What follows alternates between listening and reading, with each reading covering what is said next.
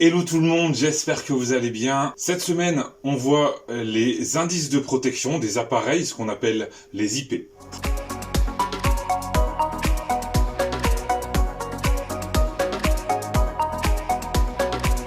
On va donc parler des prises, des indices de protection des prises, par exemple, les prises avec un IP54.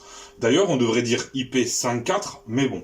L'indice de protection est composé de deux chiffres, parfois remplacé par la lettre X, et il est défini par une norme. Attention.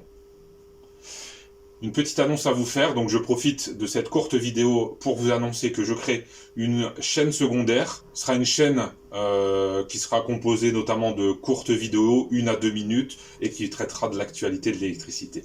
Voilà, n'oubliez pas de vous abonner, je vous mets le lien de la seconde chaîne dans la description. Le premier chiffre renseigne sur la protection vis-à-vis des solides, par exemple de la poussière ou du gravier. Ce premier chiffre va de 0 à 6. Plus le chiffre est élevé, plus il protège contre les solides. Le chiffre 0 signifie qu'il n'y a aucune protection contre la pénétration des solides dans cet appareillage. Solide supérieur à 50 mm, soit 5 cm, et on parle souvent pour la protection contre le contact involontaire de l'électricité avec la main. Le chiffre 2 correspond au solide supérieur à 12,5 mm. Par exemple, les doigts. Et je pense notamment au tableau électrique qui, lui, doit avoir un indice de protection au niveau des solides au minimum de 2. Le chiffre 3 correspond à des solides supérieurs à 2,5 mm, comme un tournevis ou d'autres outils. Le chiffre 4 correspond aux solides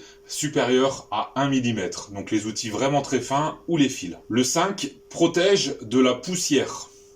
On va essentiellement l'utiliser pour une prise ou un interrupteur extérieur. Le chiffre 6, qui est le chiffre le plus élevé, correspond à un appareil étanche à tous les solides. Voilà pour les solides, donc ce premier chiffre sera suivi d'un second chiffre qui correspondra au liquide. Le principe est identique, plus le chiffre est élevé, et plus il protège des liquides. Le chiffre 0, aucune protection. Le chiffre 1 correspond à la chute d'eau verticale, par exemple, suite à la condensation. 2, chute d'eau jusqu'à 15 degrés max, et je parle de l'inclinaison par rapport à un axe vertical. 3, la chute d'eau, mais cette fois-ci sur un angle de 60 degrés, par exemple pour la pluie. Le chiffre 4 correspond aux projections dans toutes les directions. 5 protège contre les jets d'eau, par exemple le tuyau d'arrosage. Le chiffre 6 correspond cette fois-ci à la protection contre les paquets d'eau, l'exemple du seau d'eau où on aurait vraiment un paquet d'eau qui atterrirait sur l'appareillage. Le chiffre 7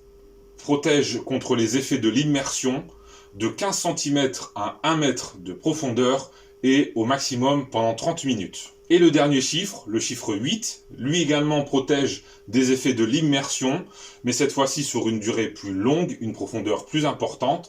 Et ça, les informations seront données par le constructeur de l'appareillage. Voilà pour les chiffres des liquides. On va donc apporter une petite explication sur la lettre X. Soit IPX7 ou soit IP2X. Donc ce sont deux exemples. Simplement, on a déplacé la position du X. Et ce X prend la place d'un des deux chiffres qu'on a vu juste avant. Donc soit il prend la place du chiffre des solides, soit il prend la place du chiffre des liquides. On placera ce X lorsque l'information sur l'indice qu'il protège n'est pas importante ou n'est pas nécessaire. Sur la vidéo, dans les volumes de la salle de bain, j'ai utilisé ces termes de IPX7, IPX5 ou IPX4. Le X, dans cette situation, remplace le premier chiffre qui correspond au solide. Dans les locaux contenant une baignoire ou une douche, on recherche notamment la protection contre les liquides. Vous avez bien compris qu'on souhaite diminuer, minimiser le risque d'électrisation, voire d'électrocution, lié à l'eau. Finalement, IPX7 correspond à IP17, IP27, IP37, IP47, IP57,